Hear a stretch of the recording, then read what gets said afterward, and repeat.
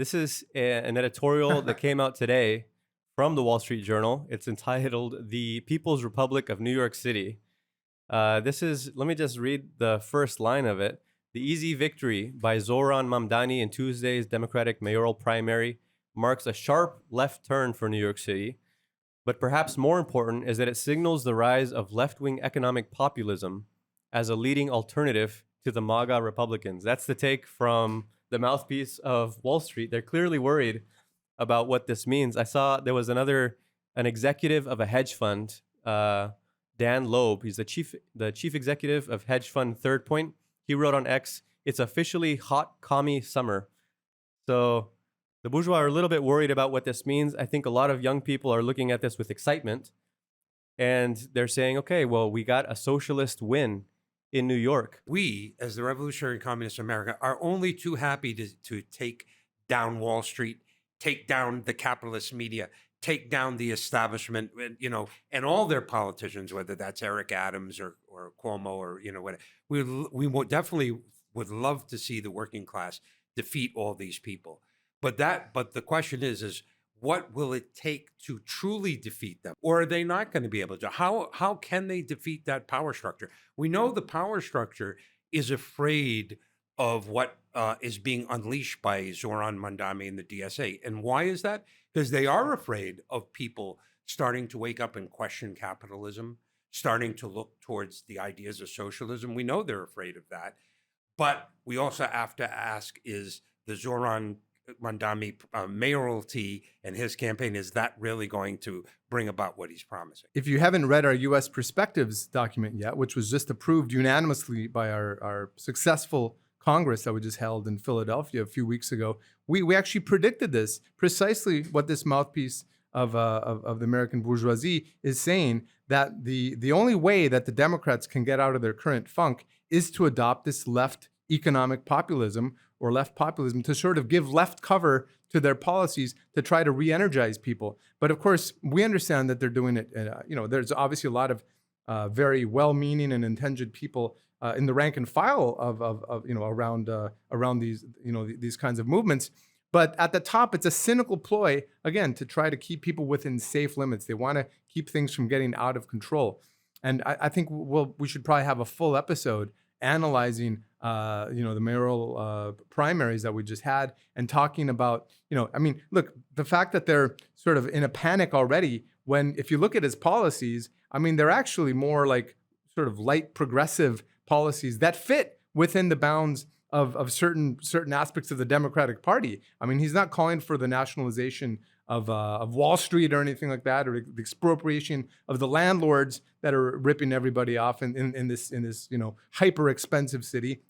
He's talking about having a handful of city-run grocery stores, when the grocery industry is a global industry, huge thing that you can't tackle within the limits of one city. You can't have socialism in one city or socialism in one state, or even in a country as big as the United States. It's got to be a worldwide system, and that's what we're fighting for. And so, we have to explain all these things, understanding that yes, on some level, this does represent a victory insofar as 42,000 people canvassed for him. That's a lot of human energy and enthusiasm for changing the status quo. But we're going to have to explain in a friendly way, of course, why ultimately what he's proposing is going to lead to disappointment. Because if you limit yourself to the system, as we were just saying, then you're going to hit a brick wall eventually. And that's why we have to rupture that system altogether. Seeing echoes of 2018 here with AOC's style upset against Crowley, who was a big dominant establishment figure that all the polls thought had it in the bag when she ran for Congress in that district. You had a young person, an outsider, someone that had a combative message against the establishment. And it's true, like Cuomo is a typical establishment, had the backing of Bloomberg, was endorsed by Clinton, had all of this money, was using his reputation as someone that had already been in government, and had all this staff, and knew he was attacking Zohran for being a nobody, for having achieved nothing, for being an outsider to politics. If anything, all of that only helped the Zohran campaign. And the fact that Zohran Mamdani won, and he won, it wasn't a protracted election. There weren't all of these rounds of counting the various rankings. He won handily. And Cuomo then just basically conceded the race last night. We weren't sure if we were going to even have a result last night. It shows something about the mood in New York, the mood of the working class. Like Cuomo, Zohran puts himself forward as someone in solidarity with Palestine. This is a big poke in the eye to the Zionists that have long been dominant in New York City politics, as with so many other cities. I mean, this is a jab against the establishment, and so that's a big part of why they're worried. But just like with Sanders and AOC and the Fighting Oligarchy Tour, it's not that Zohran is taking this step in order to begin a revolution. It's not that he's trying to engage in revolutionary politics. It's not that he's trying to build a socialist movement as such. He's very clear that he's trying to rehabilitate the Democratic Party. And his campaign began after the presidential election last November, when he went up to the Bronx and started interviewing people that voted for Trump and doing, again, just like AOC was, trying to bridge the divide and say, okay, do you feel like the Democrats aren't paying attention to your needs and you're worried about the affordability crisis? Well, we need to get the Democrats back on the right track. And he's been saying these statements. If you want the working class to go back to the Democratic Party, then we need the Democrats to change its course. You can see the whole perspective from Mamdani is to change course of the Democrats. Our whole perspective is to destroy that party of the ruling class and to expose both of the ruling parties of the system. And I think that a lot of people on the left, a lot of people that are excited by Mamdani's campaign, don't understand why class independence is so important. And why, I mean, a lot of them, they seem to frame this position of ours like an irrational obsession with like purity politics. A lot of people would say, Mamdani, at least he's doing something. At least he's trying to take a step. And yeah, he's not totally there to wave a Bolshevik flag, but at least he's raising the visibility of socialism. He's fighting for some reforms. This is a great start. Why shouldn't we support him? Mamdani means well, and that he wants to do the best he can to improve the conditions of working people. But if he would listen to us, if he would like to engage in a discussion, we'll invite you, Zohran Mamdani. You have a invitation to come to our podcast, and we'd love to have a discussion and debate with you on this and on what is the right way forward. But the first thing I'd start with is what is causing the problems that are affecting working class people? Why is the standard of living going down for working class people in this country and around the world? Why is there more and more instability? We would say it's a crisis of capitalism. Capitalism is in a decline, a historic decline, not just in the United States, worldwide. And you cannot fix the system. You have to overthrow the system and transform society along socialist lines. We have wonderful technology. We have millions of people with potential labor. You put labor and technology and resources together, and you could make a world where everyone will have plenty, not just enough, but have more than enough. We can have a much better life. But you can't do that within the confines of capitalism. In the United States, the two major capitalist political parties that represent the Democrats and the Republicans, both of them ultimately are in crisis. The crisis of the Republicans led to MAGA takeover. The crisis of the Democrats is unfolding in front of our eyes. I just want to mention, this was in the New York Times a few days ago. They have an article, Inside the Democratic National Committee, Chaos and a Shortage of Cash. So you could just see there are all kinds of battles going on in between. You got the governor, Newsom in California. He's one wing of the party. He wants to go towards the right. He's on Steve Bannon's program. I guess he was on Charlie Kirk's program. You got that. You got another group of right-wing Democrats meeting in Congress. And then you have this other wing that says, wait a minute. What we should do is bring the Democrats towards this kind of left populism. There's that kind of I want to mention they had this demonstration a couple weeks ago. Was it No Kings, right? And there was the actor Mark Ruffalo was at that demonstration. He was interviewed on television. I like him, by the way. I just wanted to. I think he's a very good actor, but he was talking about how wealth, how such a small percentage of the population owns a tremendous amount of wealth. And then he linked it to that demonstration against Trump. But, we have to ask Mark, and again, I think he's a great actor, but how did that wealth disparity happen? It wasn't just under Trump. It wasn't just like since January 20th that a small group of people own mostly everything in the economy, right?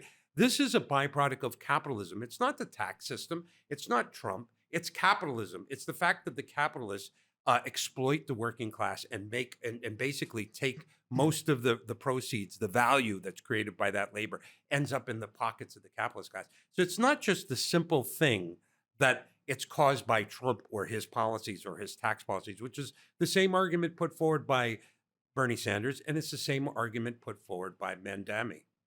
You know, to bring it back down to the class issues at stake here, it's really interesting that he went up to the Bronx and asked people what their complaints were. And it sounds like almost all of the reasons why they voted for Trump was some sort of class question.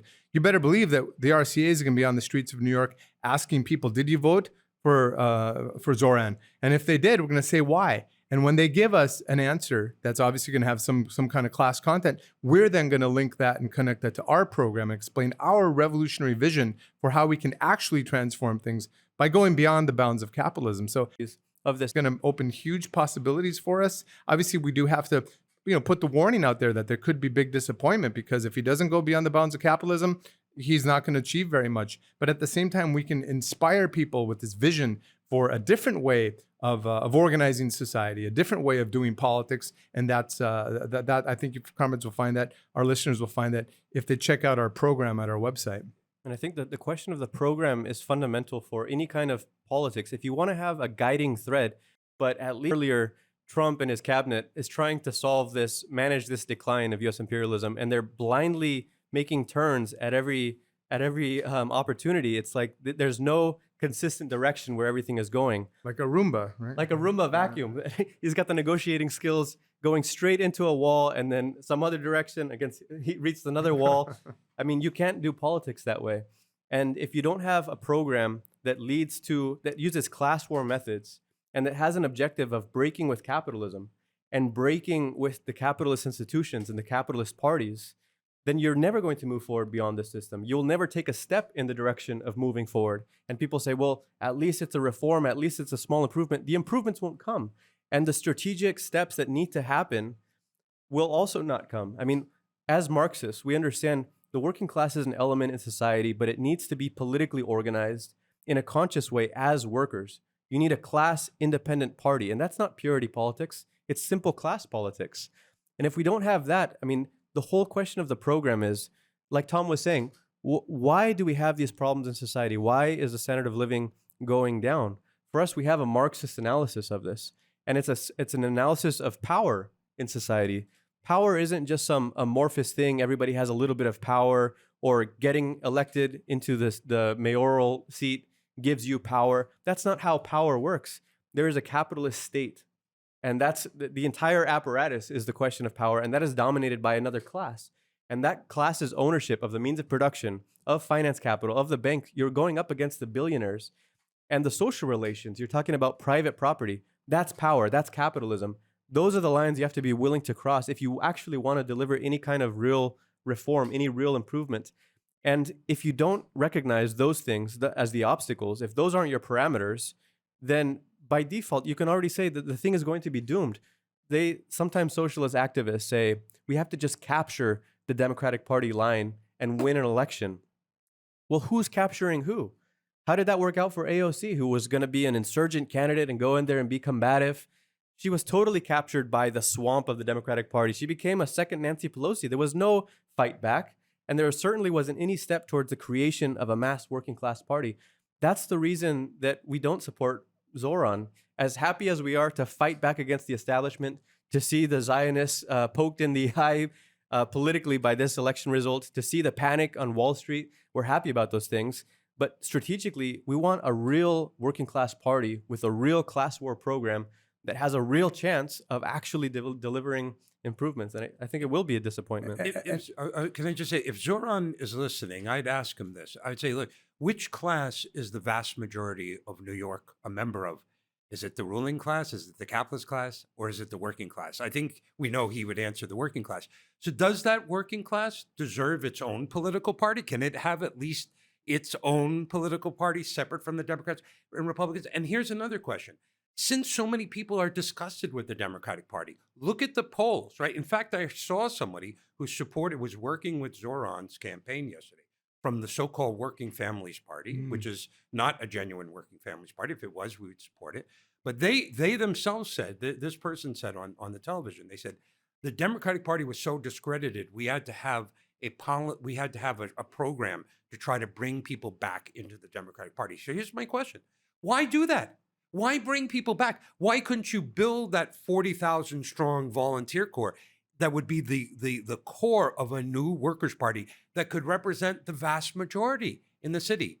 Those are my questions. What separates the Revolutionary Communists of America from most politics in this country? I mean, I think if you ask most Americans whether they like politics, they're probably going to like roll their eyes in disgust, because the way the bourgeois do politics, it's all about cheap little tactics, winning points, little victories here and there, no real strategy. And that's what differentiates us from them and from the politics as usual. We have a strategy, and it's all outlined in our program. It's basically explains, if you read our program, it explains exactly how we envision taking today's situation, today's potential for reorganizing society, and taking it all the way to the world socialist revolution.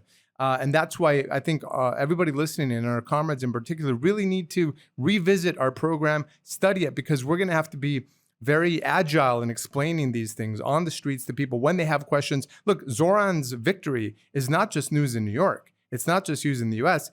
It's all over the world now. People all over the world are wondering, is it true that you have a Socialist People's Republic of New York now? Obviously, that's not the case. I mean, Zohran's not calling for socialism in one city. But we've got to be able to explain to people what we mean by socialist strategy, a revolutionary communist strategy.